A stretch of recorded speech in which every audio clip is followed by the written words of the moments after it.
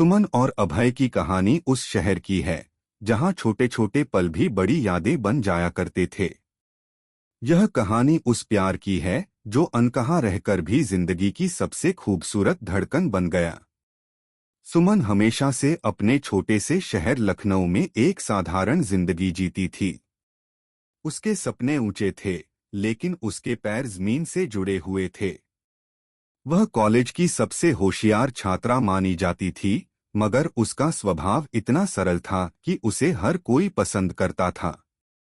एक दिन कॉलेज में नए सत्र की शुरुआत हुई। सुमन लाइब्रेरी से किताबें लेकर जा रही थी कि अचानक एक लड़का सामने से टकराया। किताबें जमीन पर गिर पड़ी और सुमन ने सिर उठाकर देखा, वह अभय था। लंबा कद, हल्की दाढ़ी और आंखों में चमक जो किसी को भी प्रभावित कर सकती थी। सॉरी, अभय ने झुककर किताबें उठाते हुए कहा, मेरा ध्यान कहीं और था। सुमन ने मुस्कुराते हुए कहा, कोई बात नहीं, ध्यान से चलिए। यह पहली मुलाकात साधारण थी, लेकिन दिलों में कुछ खास छाप छोड़ गई थी। सुमन ने सोचा नहीं था कि यह लड़का उसकी जिंदगी का हिस्सा बन जाएगा। अभय एक नए शहर से लखनऊ आया था।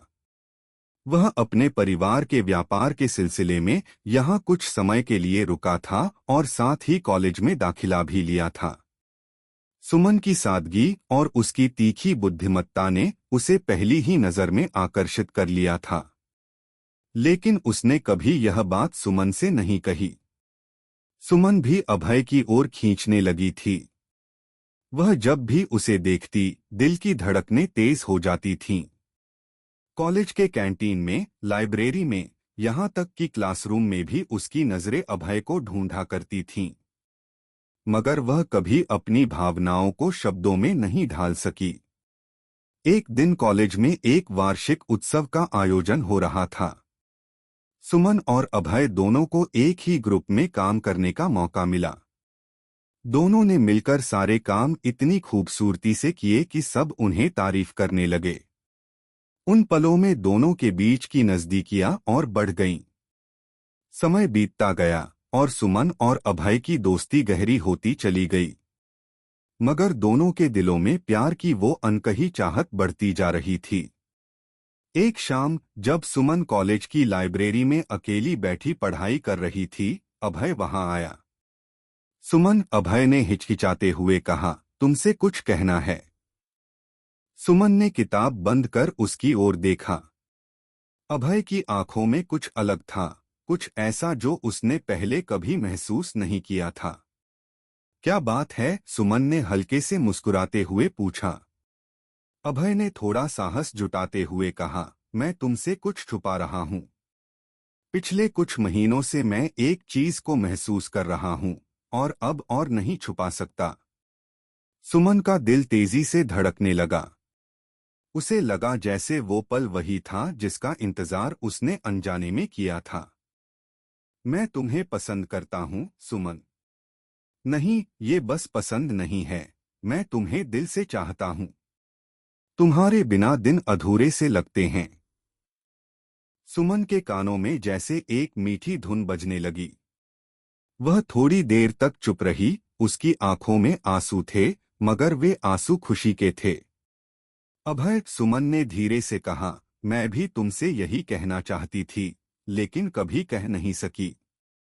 दोनों ने एक दूसरे की आंखों में देखा और उस पल में दोनों के बीच की दूरी जैसे मिट गई। प्यार का इजहार तो हो गया, मगर जिंदगी हमेशा सरल नहीं होती। अभय के परिवार को अचानक कुछ आर्थिक समस्याओं का सामना करना पड़ा। व्यापार में घाटा हो रहा था और अभय के पिता ने फैसला किया कि अब उन्हें वापस अपने शहर जाना होगा। अभय के लिए यह फैसला बहुत कठिन था। वह सुमन को छोड़कर नहीं जाना चाहता था, मगर उसे परिवार की जिम्मेदारी निभानी थी। सुमन ने भी यह खबर सुनकर खुद को संभाला। उसे मालूम था कि उनके प्यार की परीक्षा का समय आ गया था। तुम्हें जाना होगा, अभय। मैं समझती हूँ, सुमन ने एक दिन कहा। लेकिन तुम्हारे बिना कैसे रहूंगा? अभय की आंखों में दर्द साफ झलक रहा था। हम एक दूसरे से दूर रहेंगे, मगर हमारा प्यार हमेशा हमारे दिलों में रहेगा। दूरी से प्यार कम नहीं होता, बल्कि और मजबूत होता है। दोनों ने एक दूसरे को गले लगाया और उस पल में उन्होंने वादा किया कि वे हमेशा एक दूसरे का साथ निभाएंगे, चाहे परिस्थिति कैसी भी हो। अभय के जाने के बाद सुमन और अभय का एकमात्र सहारा थे उनके बीच के पत्र। हर हफ्ते दोनों एक दूसरे को लिखते थे। उन पत्रों में उनकी भावनाएं, उनकी यादें और उनका प्यार साफ झलकता था। सुमन रोज उसके पत्र का इंतजार करती थी और जब भी उसे अभय का पत्र मिलता, उसके चेहरे पर खुशी बिखर जाती। अभय भी सुमन के बिना खुद को अधूरा महसूस करता था। व्यापार के काम में वह व्यस्त तो रहता, मगर दिल हमेशा सुमन के पास ही होता। कई महीने बीत गए और अब अभय का परिवार फिर से व्यापार में सफल होने लगा था। एक दिन अभय ने सुमन को पत्र में लिखा, जल्द ही तुम्हारे पास लौट आऊंगा। तुम्हारे बिना अब और नहीं रह सकता। सुमन का दिल यह खबर सुनकर खुशी से भर गया। वह दिन गिनने लगी जब अभय वापस आएगा। और फिर वह दिन आ ही गया। अभय ने सुमन को बताया कि वह अगले हफ्ते लौटकर आ रहा है और उसने सुमन को अपने पुराने कॉलेज के गार्डन में मिलने का वादा किया। वह जगह दोनों के लिए खास थी। वहीं उनकी दोस्ती की शुरुआत हुई थी और वहीं उनका प्यार पनपा था। अभय ने गार्डन में कदम रखा और उसे सामने सुमन दिखाई दी। वह वही सुमन थी, मगर कुछ और भी खूबसूरत और परिपक्व। अभय की आंखों में फिर से वही प्यार जाग उठा। सुमन ने भी अभय को देखा और दोनों के बीच की दूरियां जैसे उसी पल मिट गईं। तुम वापस आ गए, सुमन ने धीरे से कहा, उसकी आंखों में आंसू थे। मैंने कहा था ना, हमेशा तुम्हारे साथ रहूंगा, अभय ने मुस्कुराते हुए कहा। दोनों ने एक दूसरे का हाथ थामा और जैसे वक्त थम सा गया। उनका प्यार अब और गहरा हो चुका था और अब दोनों ने फैसला किया कि वे जिंदगी भर एक दूसरे का साथ निभाएंगे। सुमन और अभय ने फिर से अपनी जिंदगी की शुरुआत की। वे एक दूसरे के साथ हर पल को जीने लगे। उनका प्यार उनकी जिंदगी की सबसे खूबसूरत धड़कन बन चुका था।